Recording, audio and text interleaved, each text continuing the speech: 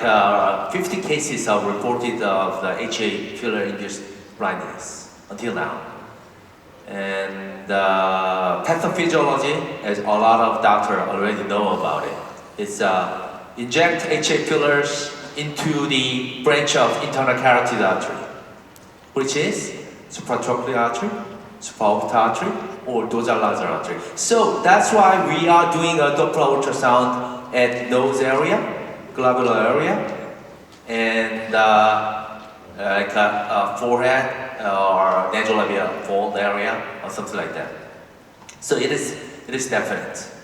If you inject HA filler into the internal carotid artery branches, then you might have blindness case.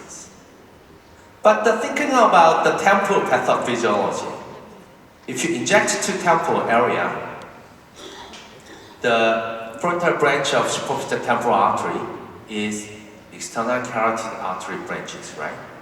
So it should go to the forehead, to scalp area, right? Filler should go to the scalp, not to go to the ophthalmic artery. So recent paper showed us the new pathophysiology, which is very interesting too, because it is very similar to my experiment also.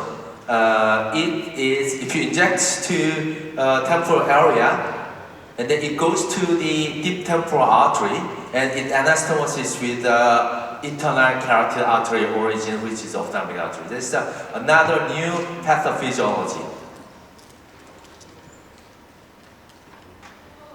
So what we had experience is that it's not HA filler, it's a fat graft cases. 56-year-old old patient, female patients had a temporal area fat graft and got a blindness. And when we did the angiography, that ophthalmic artery was not derived from internal carotid artery, but with anastomosis with maxillary artery. That is external carotid artery origin. So it might be the pathophysiology of temporal area.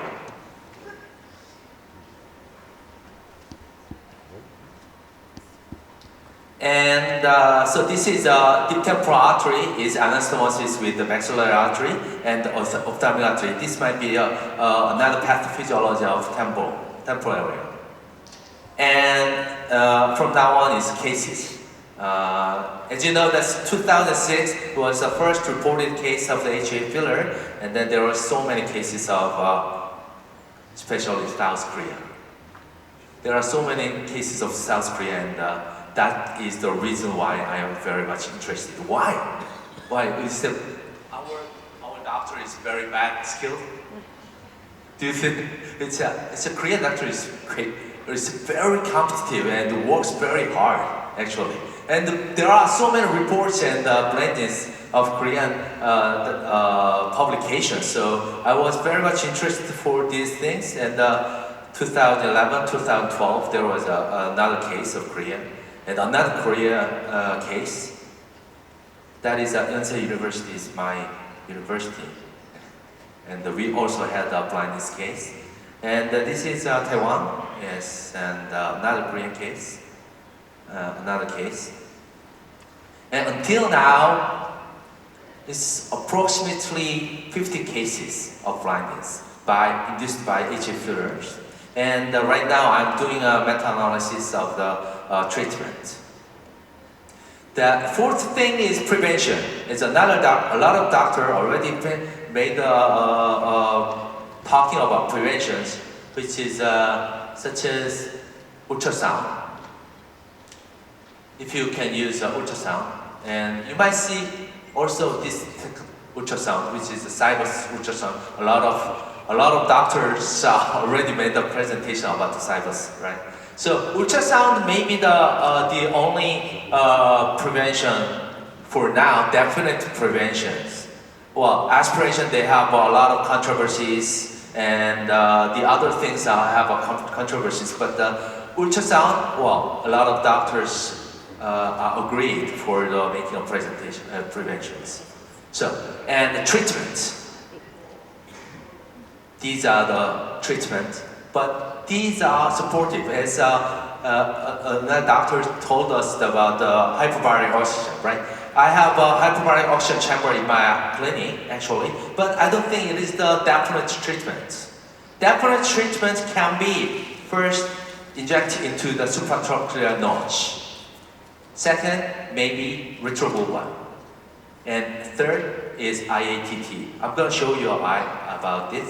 This is the only published article of the supratracheal notch injection. And well, after this, there might be some more articles, but this is only supratracheal artery notch injections. And second, as you mentioned, the retrobulbar hyaluronidase. I did this experiment 2019, and yes, there was a definitely recovery of the retrobulbar hyaluronidase injections by rabbit.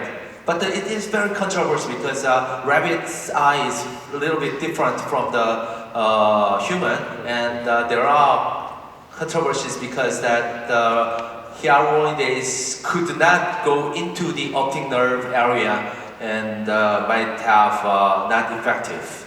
So the third possible treatment is intra-arterial thrombolytic therapy.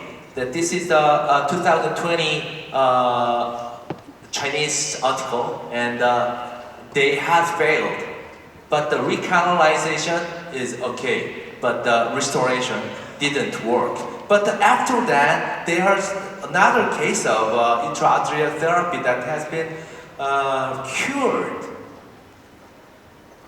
So I was worried. I was so worried about these things.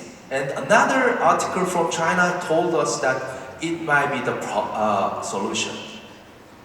So I did experiment of the rabbit with the filler, HA filler, which is I like to use this filler in L'Oreal, and we mix with the L'Oreal HA filler with saline 1:1 to inject to the for the guide wire to the rabbit and induce the blindness for it.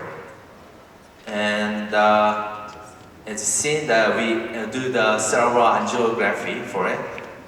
And the first rabbit is that if you see the arrow that the artery is occluded by the HA fillers and CRIO. So this is videos for it.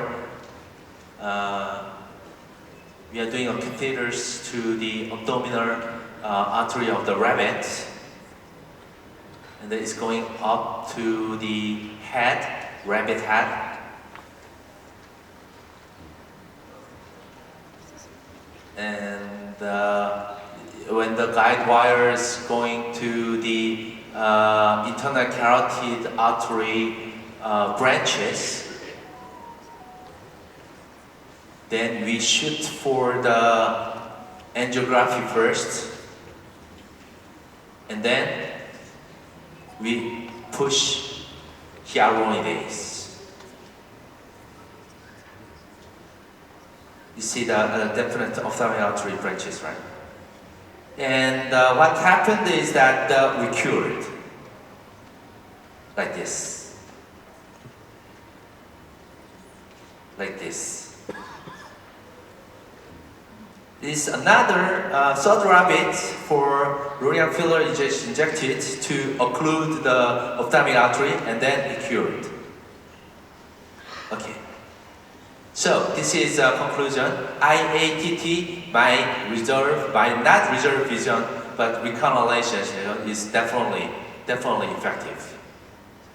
This is another case of it. So what I want to tell you is that if I have a case of blindness, I will do retrobulbar hyaluronidase first, and during that, I will call to the a bigger hospital to do the IATT, because the patient is blindness. Whatever you can, you have to do it, right?